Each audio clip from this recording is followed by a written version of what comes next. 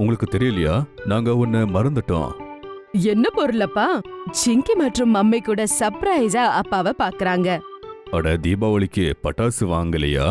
கட்டு மற்றும் சிங்கி ஒருத்தர் பாத்துக்கறாங்க. அப்புறம் சிங்கி கேக்குறா, வேணா அப்பா, நாங்க பட்டாசு அடிக்க மாட்டோம். தீபாவளி என்பது தீபத்தின் திருவிழா. நாம ஏற்கனவே நிறைய தீபம், அதுக்கப்புறமா லைட்ஸ் கூட வாங்கிட்டோம்.